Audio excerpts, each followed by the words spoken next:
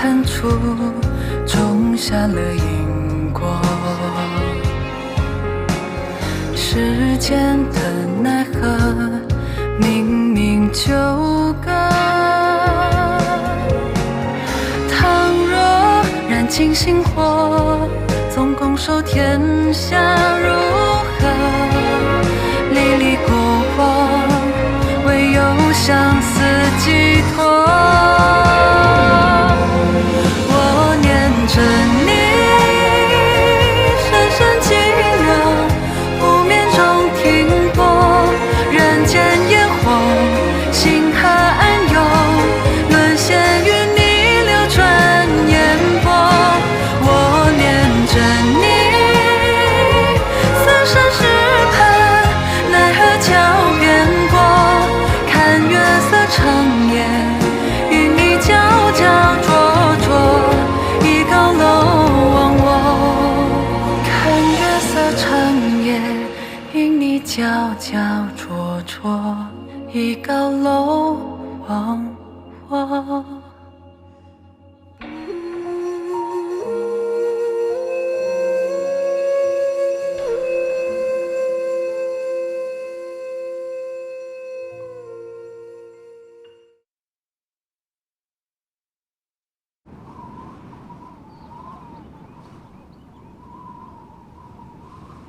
安乐姐，最近过得还好吗？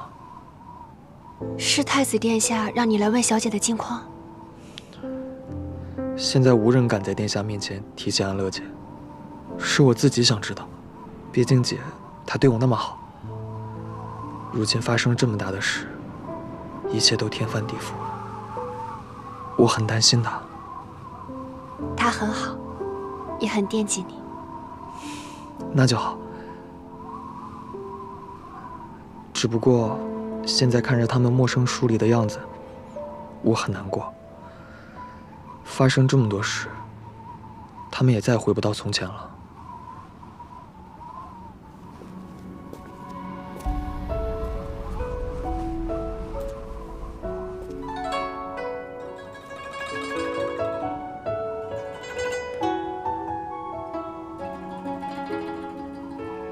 天气寒凉，还望太子殿下可以保重身体。有劳狄大人关心。狄大人如今还能对我这般客气，我很宽慰。从靖难出狱到京城重逢，你靠近我的每一步都处心积虑。我虽知晓你别有用心，却因为相信你，所以从不深究。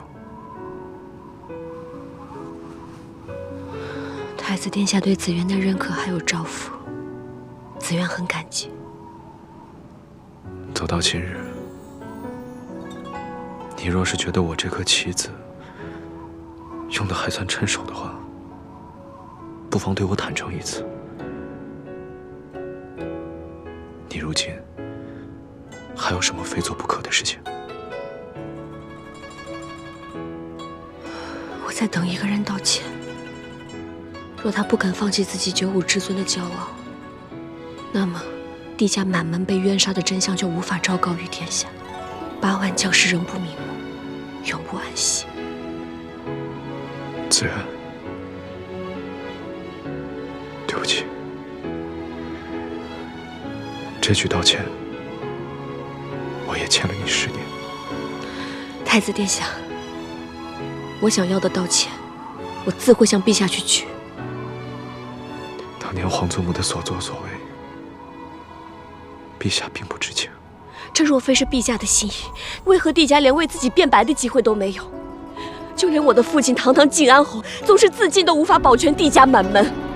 满朝文武10年之间，无一人为他辩解。当年太子殿下保全紫渊，紫渊很感激。只是太子殿下却因此而触犯陛下的逆鳞，想必其中的缘由，太子殿下心里应该也很清楚。当年帝家满门，只剩下紫渊一人，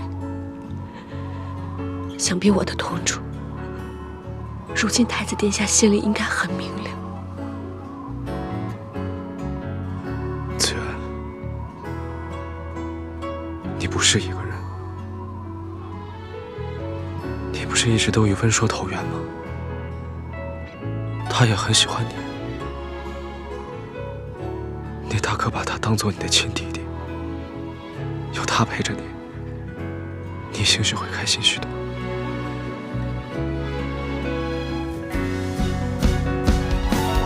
奈何思念无望，爱已成山隔天涯海浪，水天相拥不过是美梦一场。途断线又回响，心底藏触不到的对方，谈情长爱恨怎可随意之长？奈何思念无望，爱已成山隔天涯海浪。以后我可能也不能常来仁府了。殿下心情不好，我得多陪陪他。而且，他当年对我有恩，我不忍心见他难过。坊间传闻，当年不是你救的太子殿下吗？小姐，其实，小姐，小姐怎么这副神情啊？是不是太子殿下欺负你了？既然该说的咱们都说了，以后不见他便是。10年仇怨，只是寥寥数语便能讲清的。但殿下一向明白事理，小姐，等他静下心来，会慢慢理解你的无奈。我最难过的是，我们只能站在彼此的对立面，以后再也无法一起并肩前行了。安乐姐，安乐姐，好久不见，你最近还好吗？怎么连你这个傻小子都变得扭扭捏捏了？姐，你来都来了，怎么不在咱府上多坐一会儿？我最近学了做菜，可以给你露2手。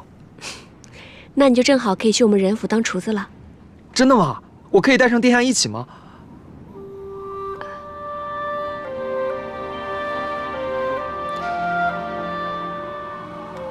你现在虽然是弟子缘，和殿下的关系也发生了改变，但你永远都是我的安乐姐，这一点不会变的。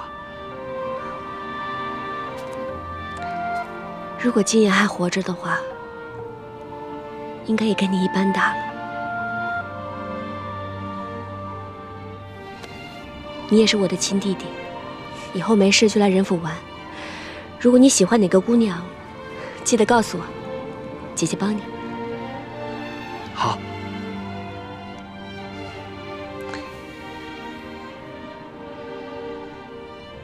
你们府上太冷了，多烧些炭火。太子殿下现在身体怕寒。明白了。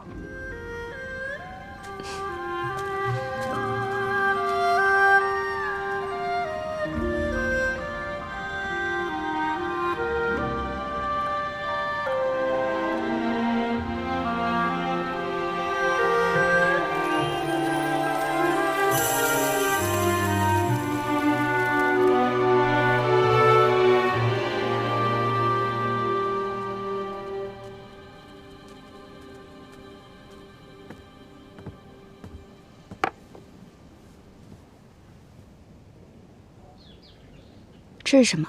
这是街口铺子的折云膏，属下一直守在那儿，刚出楼就给你买来了。我这府邸明明清闲雅静，你偏偏想着法子出门闲逛。属下笨拙，除了送吃食，还想不到别的方法可以讨将军开心。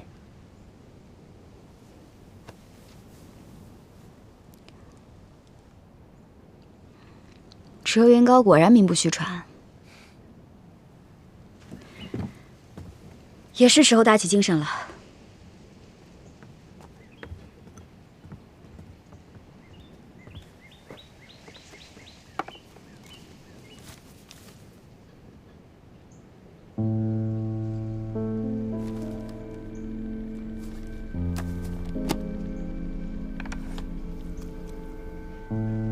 将军，西北边境可是传来了什么新的消息？也没什么大事情，只是北秦人劫掠居民的案件在边境城池频发。确实是啊，今年的冬季格外寒冷，北秦雪灾严重，土地寸草不生，连牛和羊都饿死了。北秦人为了维系生存，只好南下掠夺了。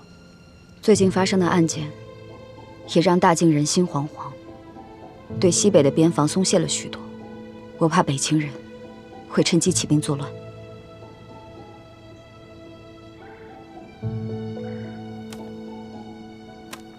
将军，这是要加固城防？不错，边陲之术，用宝封疆。目前的西北边防仍有很多缺口，难以保障青南和均县这2个军事重镇的安全。我要进屋写文书，立即发往西北。是。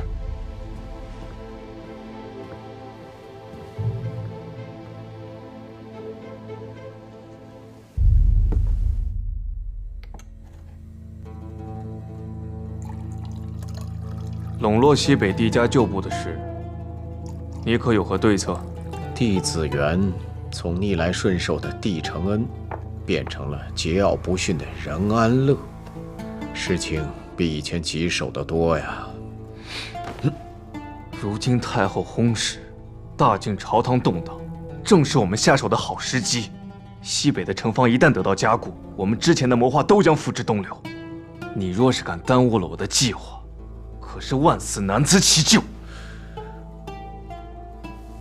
殿下，我跟你说过，做事莫急，眼下时机未到。韩仲远，他这个皇位稳坐了10年了，不是一桩帝家旧案就能动摇得了的。我们要让这把火烧得更大。你的首要任务是助我控兵西北，不是扰乱朝堂。那既然如此，殿下为何不直接起兵，携安宁以号令军队，再一把将他杀掉？届时西北群龙无首，就是我们的囊中之物。他若不屈，此举冒险。安宁不能杀，帝家的旧部又一时无法笼络，大乱大晋的朝局，是你我的当务之急呀。安宁可以不杀，但有一个人非死不可。你要杀任安乐？他可是帝家唯一的后人，为人诡计多端，若不能为我们所用，必须及时除掉，借韩仲远之手把他杀了，既能掀起民愤，又能永绝后患。他先是当着满朝文武的面打了韩仲远一个响亮的耳光，如今又逼死了太后。10年前的旧案，即便是翻了过来，那也改变不了岱山上的人不是任安乐的事实，这就犯了欺君大罪。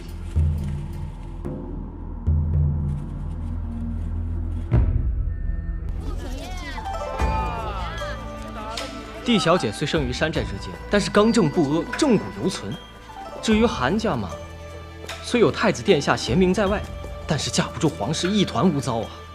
这位帝小姐年纪轻轻，盛名已天下皆知。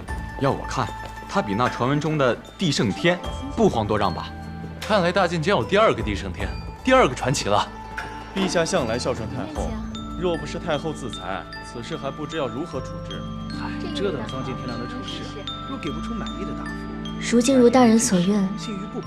帝小姐尽收民心，您还有何忧心的？这些言辞激愤的书生，是何时开始在这聚集的？这些人都是生面孔，在此出现，正是太后薨逝第2日。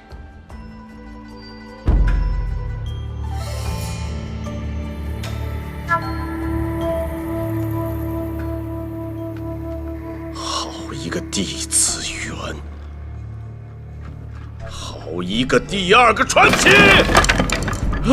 陛下息怒，都是一些无知百姓的胡言乱语，您千万不可当真呐！陛下，您大可放心，如今太子暂代早朝，诸事处置稳妥。稳妥？是朕失算了。是朕这10年来，自以为将这皇位坐稳了。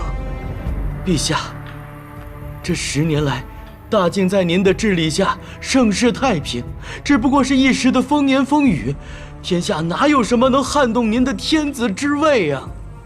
有，偏偏还真的有这么个人。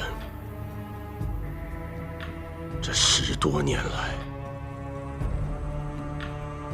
朕处处被他裹挟着，让朕处处被动。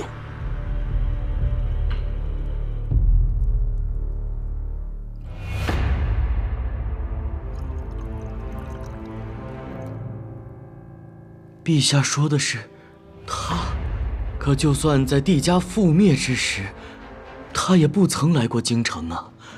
或许他已经死了。他才不会这么容易死。他不现身，却让他的侄孙女天天在朕的面前兴风作浪，如此飞扬跋扈。如此下去，难免他不会一语成谶，成为第2个帝圣天。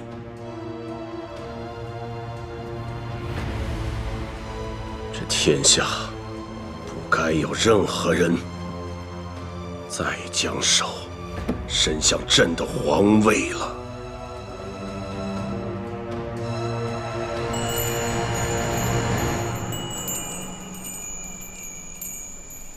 大人，陛下召您前去，难道是为了帝小姐之事？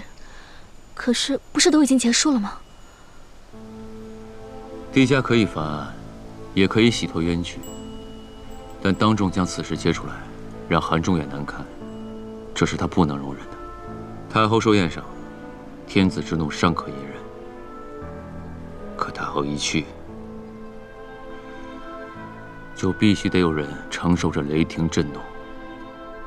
那您这一去，哪还有活路？紫渊不能有事。如今只有我能替他扛下这一切。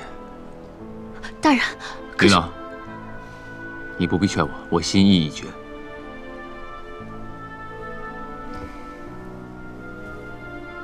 我一直觉得你比所有人都了解我。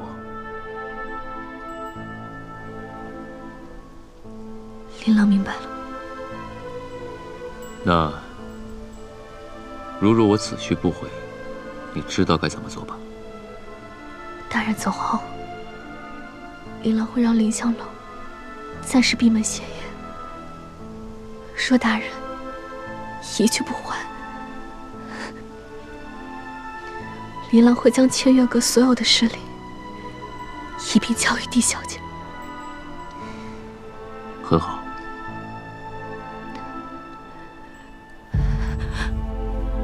大人，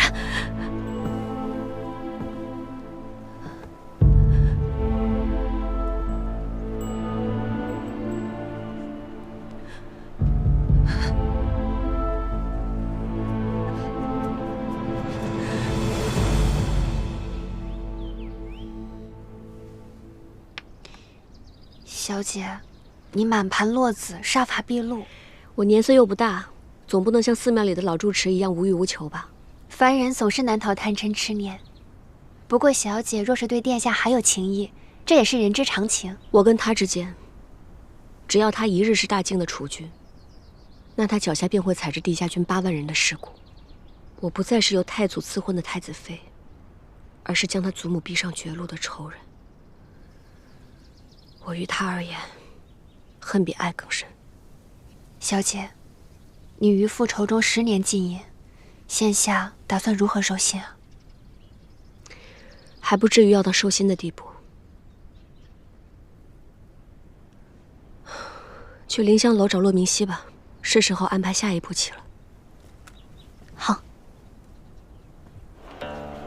哎，这凌香楼怎么大白天的闭门谢客呀？是啊，哎，昨儿个我还打听了今天的曲目呢。哎，你们听，是不是有乐声？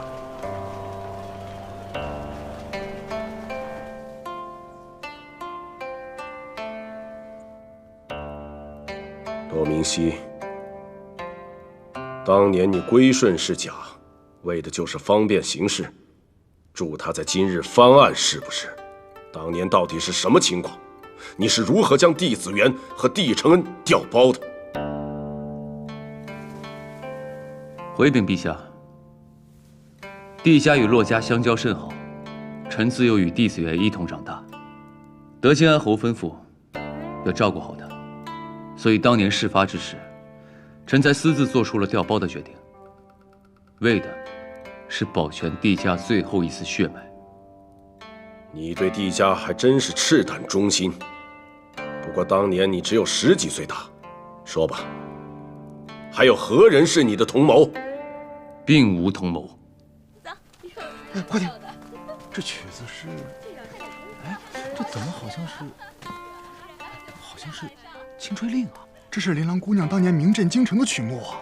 这曲《清吹令》，我昔日也曾听过，却不像今日这般凄楚悱恻，甚至还有一丝诀别之意。没错，太好听了。骆明熙出事了。骆明熙，你到底在隐瞒什么？臣并无隐瞒，臣愿领死罪。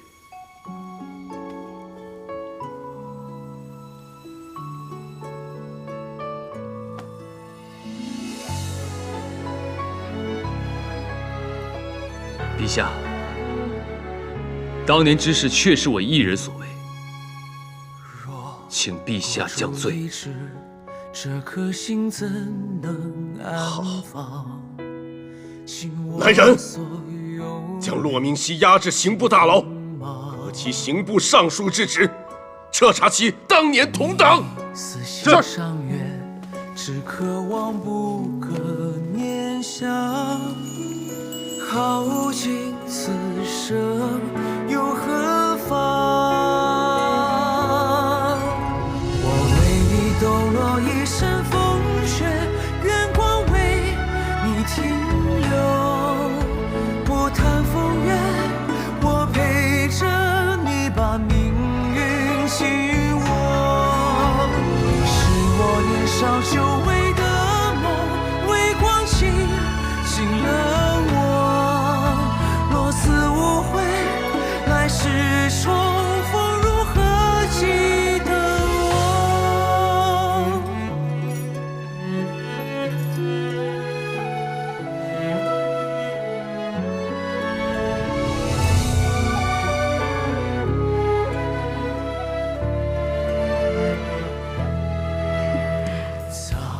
咱们这骆大人看起来冷酷无情，可是他这心里却惦记着咱们的小琳琅。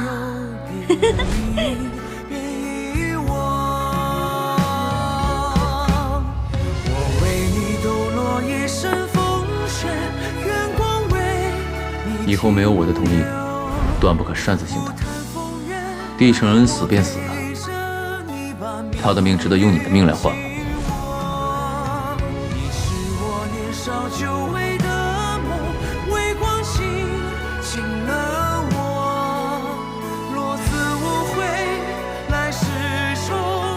琳琅，你要做到让所有人都喜欢。如今只有我能替他扛下这一切。琳琅，你不必劝我，我心意已决。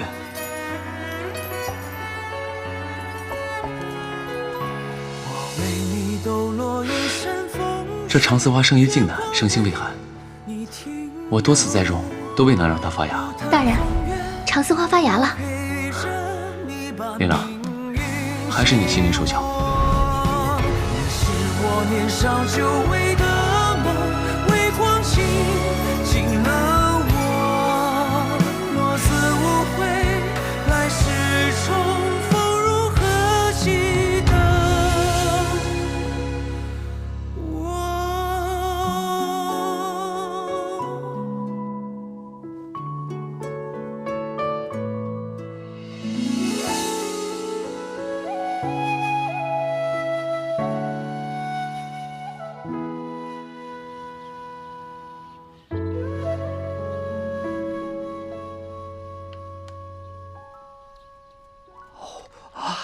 殿下，你快别一个人下棋了，快尝尝我刚做的梅花烙，新学的。你若是将研究这些的心思放在研究书本上，殿下，殿下，陛下下旨将骆大人关进刑部大牢。怎么会？骆明熙当年用一个棋儿换下紫渊，无论做得如何小心谨慎，只要帝家翻案，紫渊当众自证身份，这件事情就再也无法隐藏。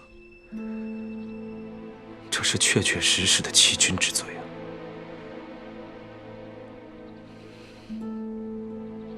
他为了保下紫渊，竟一个人扛下了所有。回禀殿下，民间对此事不会有异议。这应该是有人想趁机兴风作浪，搅乱朝局。不对啊，殿下，既然帝家冤案已然昭雪，那也证明了当年叛国之事是被他人陷害。那安乐姐就不是罪臣孤女，那代身囚禁一事，也更算不得是欺君吧？殿下，我是又说错什么了吗？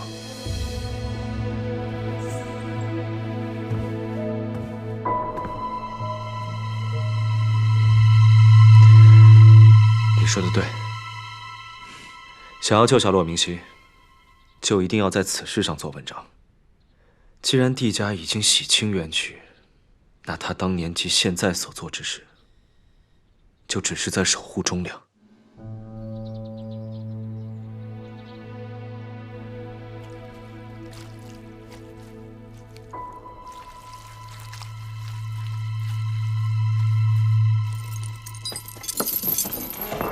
殿下，这里头有些脏，您可得注意脚下。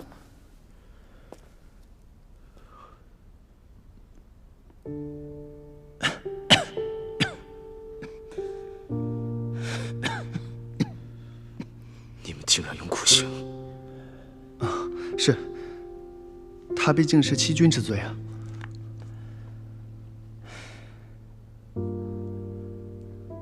下去。是。殿下身份尊贵，何必来这等阿萨地方？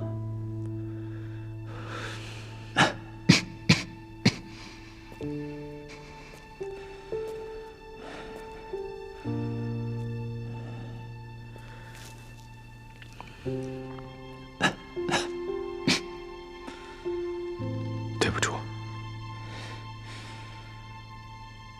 想我从小锦衣玉食，就算帝家出事之时，我也能明哲保身。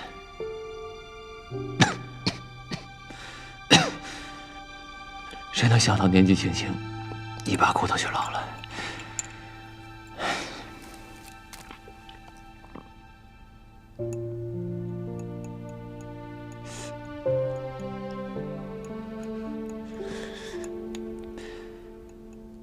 忍着点儿。殿下何必多此一举，将太医院上好的伤药浪费在臣身上？空了。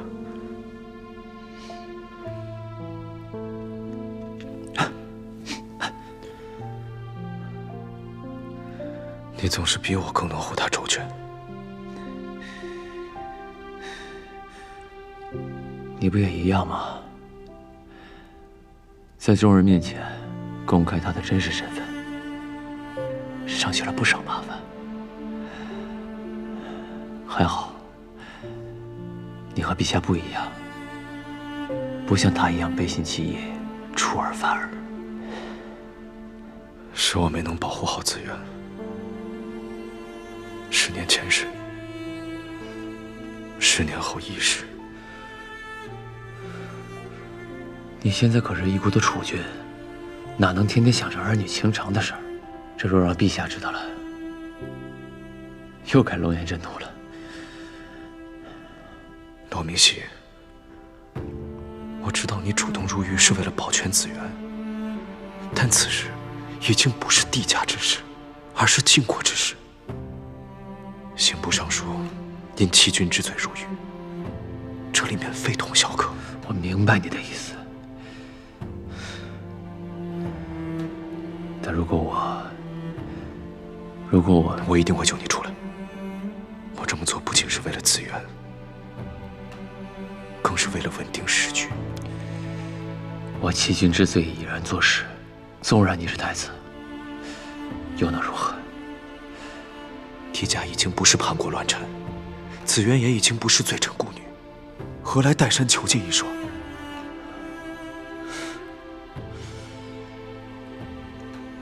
太子果然是太子。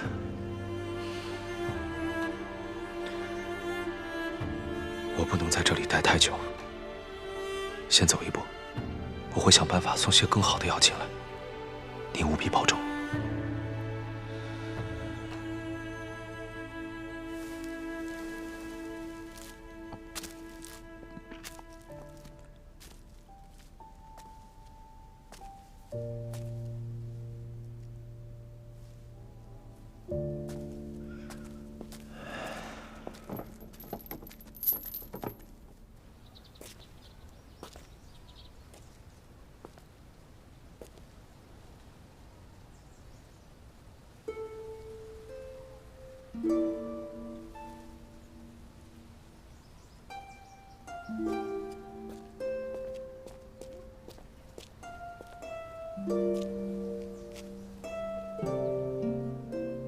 我已和里面的衙役打好招呼，你进去探视，他们不会阻拦。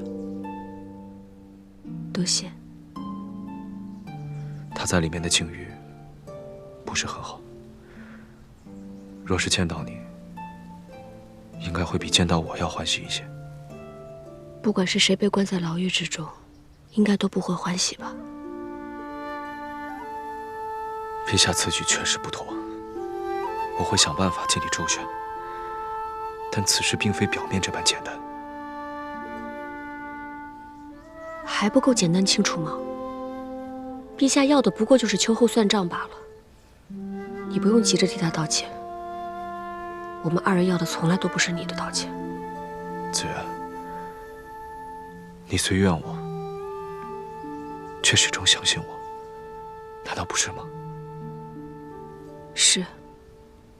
若非如此，我也不会将那把折扇交付于你。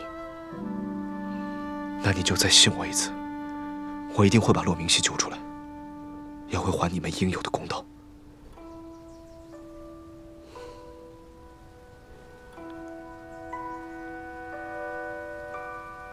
好。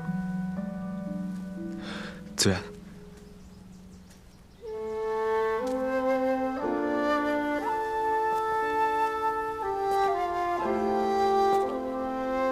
你送给我那把折扇上的诗，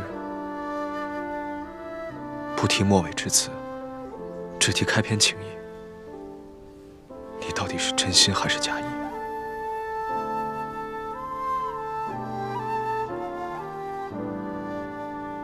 真相还未昭告于天下，你我之间就不必谈情义了吧？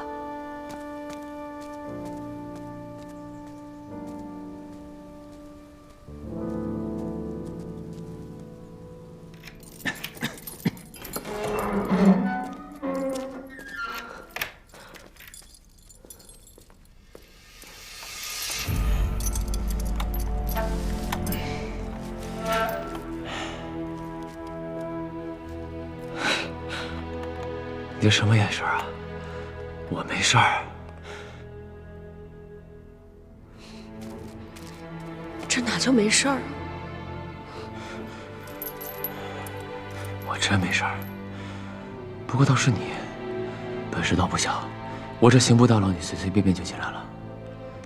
我本事不小，你身子骨更是不怎么样。这刑部大牢是什么样的地方，你自己还不知道啊？进这里不管是谁，都得脱层皮才能出去。你这细皮嫩肉的，没折腾几下，半条命就没了。你当初还不如让我……我知道你想说什么，但目前这形势还未稳定，你不能轻举妄动。而且像你现在这样没头没脑的闯进来，一旦被人抓住，我来看你，怎么就叫没头没脑了？我不是这个意思。你来看我，我很开心。看你这样子，也不知道开心什么。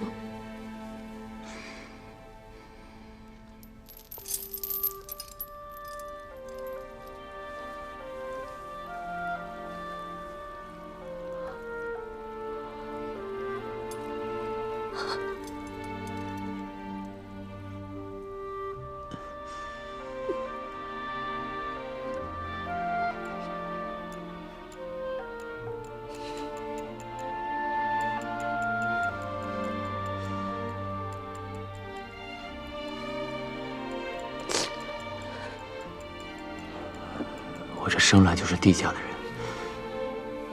这点小伤不算什么。我做什么都无怨无悔，不用太在意我。你看这刑部，大部分刑具都是我设计的，我自然知道怎么少吃点苦。你不要不信，你看，我来之前还带了上好的上药。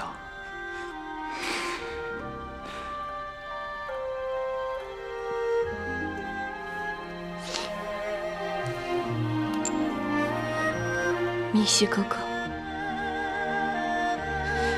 我一定会想办法救你出去。如今朝野上下所有人都盯着韩仲元，他现在也想除掉你身边所有的人。此时我站出来，他自然不会放过我。你不必在意我，你自己站稳脚跟才最重要。你这话是什么意思啊？你打算一直在这儿了？你要死在这儿啊？你疯了是不是？不要意气用事。这10年来，你我之间一直彼此照应，其他事情对我来说不重要，但我不能放弃你。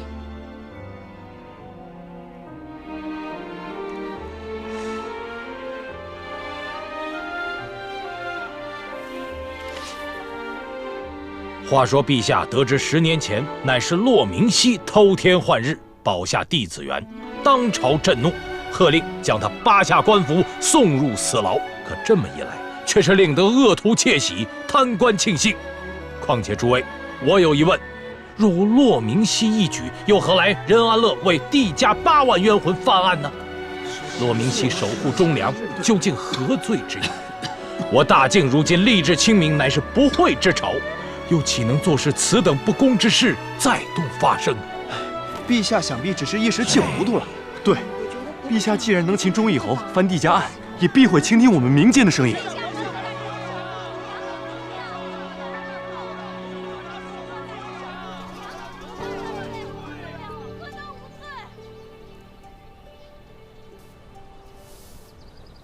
小姐，在想什么呢？来吃点橙子吧。重阳门前的人还没散吗？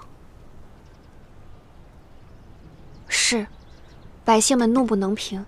纵然太后已逝，嘉昌帝却从未下过圣旨问罪，还关押了骆大人，如此不明不白的，算是怎么回事？大家都在替您叫冤呢。重阳门外跪着的士子越来越多，百姓们情绪高涨，这样下去恐会出乱子。我已经嘱托黄埔带人多加看顾，他仗义而有度，应该不会出什么特别大的乱子。当今圣上再不表态，可真的要众叛亲离了。他当了10几年的皇帝，哪有这么容易动摇？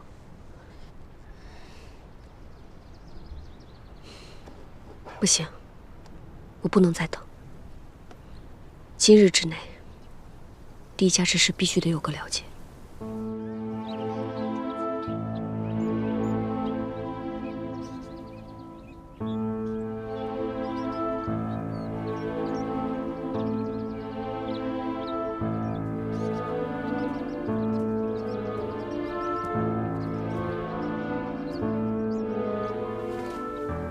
给陛下请安。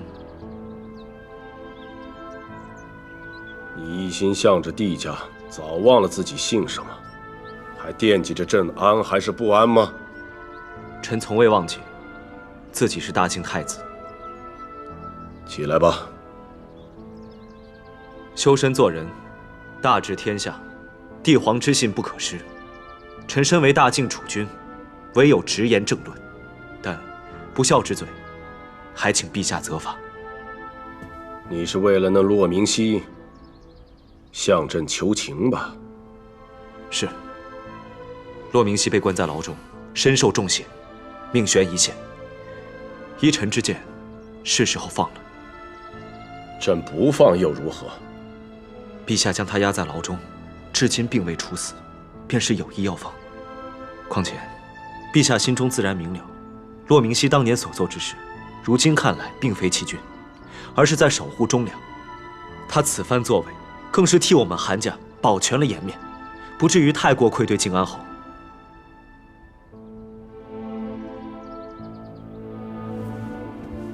臣亦明白，陛下心中郁结难舒，才会迟迟不放人。所以，臣为君分忧，斗胆进言，请陛下放了骆明熙。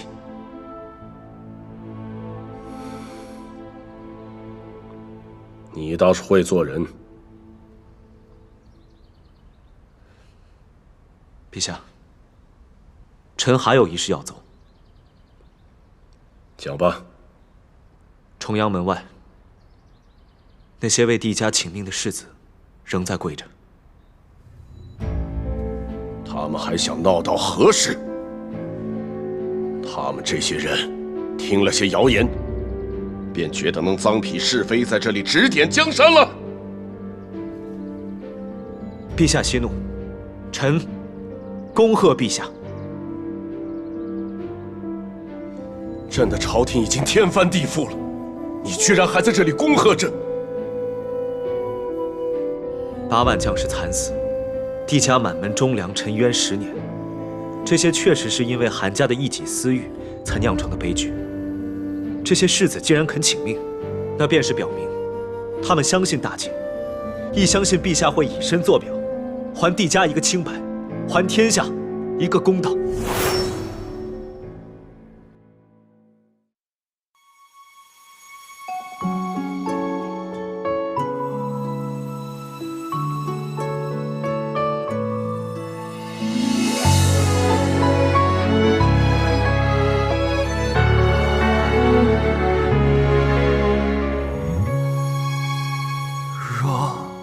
主一掷，这颗心怎能安放？倾我所有，猎起锋芒。你似心上月，只渴望不可念想。耗尽此生，又何妨？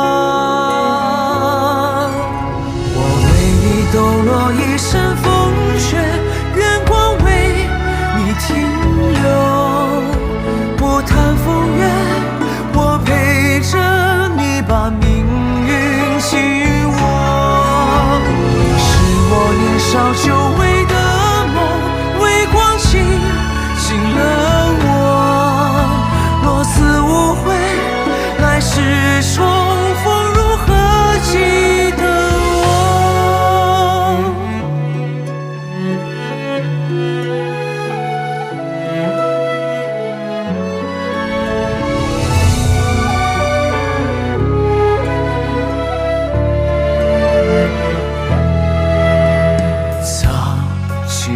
不舍，将你的笑脸守望，终有别离，别遗忘。我为你抖落一身风雪，愿光为你停留。不谈风月，我陪着你把命